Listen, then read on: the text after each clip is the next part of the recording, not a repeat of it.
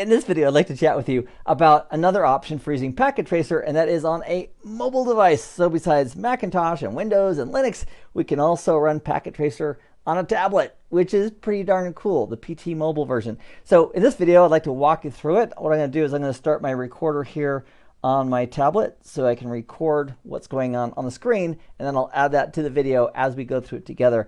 So it's slightly different than the desktop version, but it is very powerful, and I think you'll see some of the benefits of it. So we're going to go ahead and launch Packet Tracer. So I simply installed it from the appropriate store, whether it's Android or iOS. There's a tip of the day that loaded, and then it's going to give us tips along the way the first time we launch it. So I'm going to click on New for Add a New Project, and let's go ahead and tap on the workspace, this big white space right here, to go ahead and start. And that brings up this wheel that has options of devices that we can add right here inside of Packet Tracer. So let's do it. Let's go ahead and make a simple topology. I'm going to tap on switches. It opens up a bigger circle with more details on types of switches, and I'll go ahead and tap on the 3560 24 port switch, and that's going to put it on the topology. Ta-da!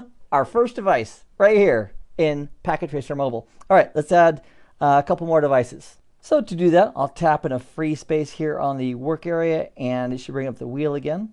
There it is. And let's add an end device. We'll tap on end devices, and then let's add a client. How about a laptop? So we'll tap on laptop, and boom, there's our laptop, and I'll just drag it to where I want it to be. And then let's also add a server. So to add a server, we'll simply tap again. We'll click on end devices, and then we'll grab a server just by tapping on server, and there is our server. Wonderful. Now, if we want them to be connected, we need to connect them, either set up wireless or set up physical connections between them. So to do that, what we're going to do is I'm going to tap on the 3560 multi-layer switch. And that brings up the wheel again. I'm going to tap on the picture of the little RJ45 connector, which is labeled connect at the top. And then it wants me to tap another device where I want to connect to. So I'm going to tap the laptop, and that's going to build a cable or a connection between the switch and the laptop. So I'm going to tap here in the middle on choose cable, and because it's going from a switch to a PC, it's a straight through cable, so I'll select straight through, and then I'm going to choose my ports. I'm going to go ahead and go from FE0/1 on the switch and go to the FE0 on the PC, and now that that's done, I'll go ahead and click on this icon up next to connect, the little topology icon. We'll tap on that, and that brings us back to the work area. Great, one connection down, one to go. So for our next connection, let's connect from the switch over to the right-hand side, over to the server. So we'll tap on the 3560 switch, we'll tap on connect, and then we'll go ahead and tap on the server, and then we'll specify the cable type. It's straight through, we'll select it, and then we'll choose port FE0/2 by tapping that. And then we'll select FE0 on the server. Then we'll click on the topology icon next to connect up in the menu bar, and that'll bring us back to the work area. And you'll notice the switch, see how it's amber right there? Going over to the server, the little link indicator, and that's because it is going through spanning tree. So as soon as spanning tree figures out, oh, we don't have a layer 2 loop, that should turn green.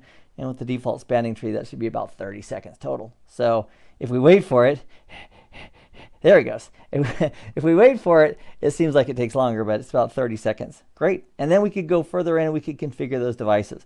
So if you want to configure the server, simply double tap on it. That brings up the menu option, very similar to what it does in the Mac and the Windows machine. If we click on the topology icon, it takes us back. We could double click on the laptop. Same thing, but now regarding the laptop. So configuring IP addresses and masks and default gateways and services and everything else, a lot of that functionality is right here inside of Packet Tracer on the mobile platform. And one more thing is we also have the option for simulation mode, just like we do in Packet Tracer on the desktop. So if we click on where it currently says real, that swaps it over to simulation, and then we could simulate traffic and visualize that traffic here in Packet Tracer Mobile as well. Very similar to what we can do in the Windows and Mac and Linux flavors of Packet Tracer on a computer. So in this video, I'm going to introduce you to the ability of doing topologies and configurations in the mobile version of Packet Tracer as another resource, another tool that we can plug in to our utility belt that can give us the hands-on practice when and where we want it regarding Cisco systems. So I'll see you in the next video. Meanwhile, I hope this has been informative for you, and I'd like to thank you for viewing.